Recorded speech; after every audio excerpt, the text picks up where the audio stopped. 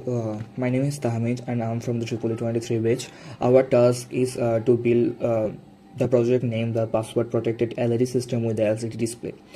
This system allows access control using 3-digit password. A user can input the password using the push button and the system verifies it.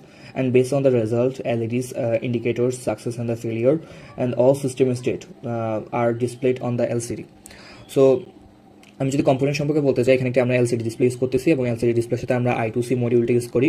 I2C module use করার ফলে আমাদের এলসিডিতে যে হচ্ছে আমাদের 10 থেকে 16টা বা 12টার মতো পিন থাকে, ওটা রিডিউস হয়ে 4টা পিন চলে আসে। 4টা পিন হচ্ছে গ্রাউন্ড, ভিসিসি, এসডিআই মানে হচ্ছে সিরিয়াল ডাটা এবং এসএলসি সিরিয়াল ক্লক। সো গ্রাউন্ডে কানেক্ট হয় এবং ভিসিসি হচ্ছে আমাদের আর্ডিনোতে 5 ভোল্টে কানেক্ট হয় এবং এসডিআই হচ্ছে F4 এ কানেক্ট হয় এবং এসএলসি হচ্ছে F5 এ কানেক্ট হয়। এই দুটো হচ্ছে ডিফাইন করা থাকে, মানে এই দুটোতে কানেক্ট করতে হয় অ্যানালগ মিনের F4 এবং F5 এ। সো আমরা একটা ব্রেডবোর্ড ইউজ করছি এবং ব্রেডবোর্ডে পাওয়ার রিল আমরা গ্রাউন্ড দিয়ে দিছি এবং প্রতিটা পুশ বাটন আমরা জানি হচ্ছে 2টা করে প্রান্ত থাকে, একটা হচ্ছে নেগেটিভ ওয়্যার অ্যান্ড একটা হচ্ছে আমাদের positive wire. So negative positive বলতে জাস্ট 2টা টার্মিনাল থাকে। সো একটা টার্মিনাল আমরা গ্রাউন্ড দিছি প্রত্যেকটা পুশ বাটনের ক্ষেত্রে এবং আরেকটা টার্মিনাল হচ্ছে আমরা ডিজিটাল ইনপুট আউটপুটের হচ্ছে অর্থাৎ ডিজিটাল আমাদের রিলটাতে কানেক্ট করছি। যেমন আমরা এই পুশ বাটনটার জন্য 3-তে, এরপর 4-এ, 5-এ কানেক্ট করছি এবং এই পুশ বাটনটার জন্য আমরা হচ্ছে 13 নম্বর পিনে কানেক্ট করছি। সো আমাদের এই প্রজেক্টে আমরা 3টা পুশ বাটন ইউজ করছি, 3টা ডিজিট ইনপুট দেওয়ার জন্য এবং একটা হচ্ছে পুশ বাটন ইউজ করছি আমাদের কনফার্মেশনের জন্য এবং 3টা এলইডি ইউজ করছি এবং আমরা জানি এলইডি ক্যাথোডটা হচ্ছে নেগেটিভ, ক্যাথোড বা নেগেটিভ এটা হচ্ছে গ্রাউন্ডের সাথে কানেক্ট হয় এবং অ্যানোড বা পজিটিভটা একটা 220 ওহম রোধের মাধ্যমে আমরা আর্ডিনোর হচ্ছে 9, 10 এবং 11 নম্বর পিনে কানেক্ট করছি। এটা হচ্ছে আমাদের সিম্পল সার্কিট ডায়াগ্রাম। এখন আমি যদি দেখাতে চাই, আমার সিমুলেশন স্টার্ট করার পর সর্বপ্রথম আমার একটা ইন্টারফারেন্স আসে এবং ইন্টারফারেন্সের মধ্যে এন্টার পাসওয়ার্ড লেখাটা আসে এবং 3টা প্লেস হোল্ডার আসে। দেন আমি যদি চাই আমার ধরেন পাসওয়ার্ডটা আমি ডিফাইন করব, তাহলে আমার কিছুই করতে হয় না, এটা আমাদের একটা ফিচার বলা যায়।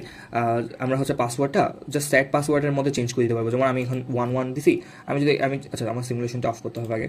আমি যদি চাই তাহলে পাসওয়ার্ডটা আমি 1 2 3 করে দিলাম অ্যান্ড দেন আমি সিমুলেশনটা স্টার্ট করতে পারবো। অর্থাৎ আমি পাসওয়ার্ড যদি চেঞ্জ করতে চাই, প্রিডিফাইন যেটা পাসওয়ার্ড থাকবে যেটা আমাদেরকে ভেরিফাই করবে, ওটা জাস্ট কোডের মধ্যে একটা ভ্যারিয়েবল চেঞ্জ করলে পুরো কোডে আর কোনো আমার টাচ করতে হয় না। সো আমি যদি ফার্স্টে একটা রং পাসওয়ার্ড দেওয়া ট্রাই করি, যে 1 অ্যান্ড 1, দেন কনফার্মেশন বাটনটা প্রেস করি। আমরা প্রত্যেকটা আইটেম পর, অর্থাৎ সেটা হোক কারেক্ট পাসওয়ার্ড, সেটা হোক রং পাসওয়ার্ড, ক্লিক করা এন্টার করার পর কনফার্মেশন বাটন দেবো যদি এটা ভেরিফাই করে, মানে এটা ম্যাচ করে দেখে। তো আমরা কনফার্মেশন দিলে রং পাসওয়ার্ড এবং আইটেম 1 এবং আমাদের যদি খেয়াল করে থাকেন তাহলে এলইডিটা হচ্ছে ব্লিঙ্ক করে, 3বার ব্লিঙ্ক করে, একটা নির্দিষ্ট সময়ের জন্য 3বার ব্লিঙ্ক করে। অ্যান্ড যদি আমি আবার রং পাসওয়ার্ডের বদলে যদি আমি কারেক্ট পাসওয়ার্ডটা দিতে চাই তাহলে 1 2 3 অ্যান্ড আমার কনফার্মেশন বাটন দেওয়ার পর ওয়েলকাম কারেক্ট পাসওয়ার্ড এবং আমাদের গ্রিন এলইডিটা অন থাকে, যেটা আমাদের কোয়েশনের রিকোয়ারমেন্ট ছিল আর কি। অ্যান্ড আমাদের আরেকটা ফিচার হচ্ছে, আমরা যদি রং পাসওয়ার্ড ক্লিক করতে থাকি একবার, এগেইন 2বার, এই এলইডিটা ব্লিঙ্ক হয়, 3বার রং পাসওয়ার্ড দেওয়ার পর আমার যেমন এখানে আইটেম 3, দেন আমার হচ্ছে লক এলইডি, এটা হচ্ছে লক এলইডি, অর্থাৎ আমার system lock wait for 5 second. আমাদের 5 সেকেন্ডের জন্য সিস্টেমটা লক, আমরা কোনো ইনপুট দিতে পারবো না। আউটপুট হিসেবে জাস্ট হচ্ছে আমার একটা লক এলইডি, এটা ইন্ডিকেট করবে যে আমার সিস্টেমটা লক হয়ে গেছে। অ্যান্ড 5 সেকেন্ড পর আমাদের এটা আরেকটা ফিচার, 5 সেকেন্ড পর হচ্ছে আমার পুরো সিস্টেমটা রিসেট হয়ে যায়, আমি আবার আগে থেকে ইনপুট দিতে পারবো এবং আমি যদি আইটেমটা দেখতে চাই আমার এখানে আইটেম কত আছে সেটাও আমি দেখতে পারবো এবং আইটেমটাও আমার রিসেট হয়ে যায়। যেমন এখন আইটেম 1, কারণ রিসেট হয়ে গেছে, আমার লক সিস্টেমের পর আবার আইটেম 1 থেকে কাউন্ট হয়। এবং আমি আরেকটা যদি আমি ফিচার দেখাতে চাই, আমি 2টা রং আইটেম দেওয়ার পর আমি যদি একটা কারেক্ট আইটেমটা দিই তাহলে আমার কারেক্ট আইটেম দিই তাহলে আমার হচ্ছে রং আইটেমটা হচ্ছে আমার রিসেট হয়ে যায়। অর্থাৎ এখন আমি যদি রং আইটেমটা দিই তাহলে হচ্ছে 1 দেখাবে, অর্থাৎ আমি পরপর 2টা ভুল আইটেম দেওয়ার পর এরপর যদি আমি একটা কারেক্ট পাসওয়ার্ডটা দিই তাহলে হচ্ছে আমার আইটেম সংখ্যা আবার 0 হয়ে যাবে। এবং সঠিক পাসওয়ার্ড দেওয়ার জন্য আমাদের গ্রিন লাইট অন হয়, ভুল পাসওয়ার্ড দেওয়ার জন্য হচ্ছে আমাদের রেড এলইডি, এটা হচ্ছে 3বার ব্লিঙ্ক হয় এবং আমার সিস্টেম লক হয়ে গেলে হচ্ছে আমাদের এই এলইডিটা 5 সেকেন্ডের জন্য অন থাকবে। এবং আরেকটা ফিচার হচ্ছে আমার পুশ বাটনের ক্ষেত্রে আমি যদি চাই 9-এর পরে আমার রিসেট করতে হবে না, আমি আবার 0 থেকে ইনপুট দিতে পারবো। অর্থাৎ এটাকে লুপের মতো, যেটা আমাদের খুব রিয়েল ওয়ার্ল্ডে এবং ইউজার ফ্রেন্ডলি।